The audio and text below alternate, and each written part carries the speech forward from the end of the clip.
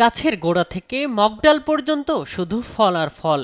প্রকৃতি তার নিপুণ হাতে থরে থরে সাজিয়ে রেখেছে।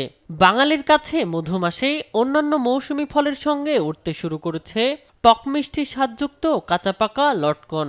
এমন চিত্র দেখা গেছে পঞ্চগড়ের বিভিন্ন বাগানে। লটকন চাষিরা বলছেন, বাড়তি তেমন কোনো পরিশ্রম না থাকায় উৎপাদিত লটকনের প্রায় পুরোটাই লাভ। পঞ্চগড়ের বাজারে প্রতি কেজি লটকন বিক্রি হচ্ছে ১০০ থেকে ১২০ টাকা দরে। গত বছর দাম একটু কম ছিল, তবে ফলন বেশি ছিল। এবার একটু ফলন কম, তবে ওই দাম অনেক বেশি। এতে আমি বেশ লাভবান। তারপরে এইখানে অত সারের দরকার হয় না, ওষুধের দরকার হয় না। আমাদের স্বাভাবিক মতো স্প্রে করি না, সামান্য কনেগাদে করি, আর কিন্তু সার সুর দেই গাছের গোড়ায়।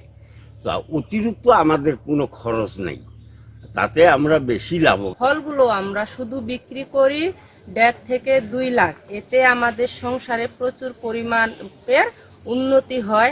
এক একটা গাছে এমনও আছে যে উনি প্রতি বছর ৮০,০০০ থেকে প্রায় ১ লাখ টাকা এখান থেকে উনি পেয়ে থাকে, আয় করে থাকেন। এবার জেলায় লটকনের ফলন বেশ ভালো হওয়ায় জেলার চাহিদা মিটিয়ে অন্যান্য জেলায় লটকন সরবরাহ করছেন ব্যবসায়ীরা।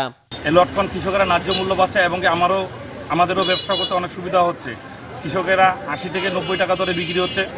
শুরুতে দাম এটার বেশি ছিল, উৎপাদনের চাহিদা বৃদ্ধির সাথে সাথে এর দামও একটু কমতে শুরু করেছে। বর্তমানে ভালো লটকন বিক্রি হচ্ছে ১০০ থেকে ১২০ টাকা কেজি।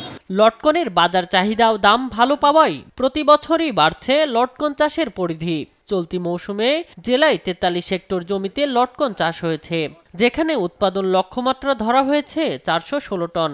এই লটকন চাষে চাষিরা আগ্রহ হচ্ছে, কারণ তারা বেশি দামে এই লটকন দেশের শেষ সময় বিক্রি করতে পারতেছে। আমাদের যে জেলার উৎপাদন ৪১৬ মেট্রিক টন টোটাল।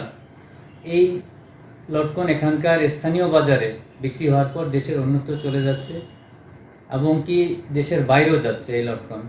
কৃষি সংশ্লিষ্টরা বলছেন, বাগান বা বাড়ির আশপাশের পরিত্যক্ত জমিতে পরিকল্পিতভাবে লটকন চাষ করলে একদিকে যেমন মিটবে পুষ্টি চাহিদা, তেমনি আর্থিকভাবে লাভবান হবেন চাষিরা। শামীম হোসেন, নিউজ ডেস্ক, দেশ টিভি।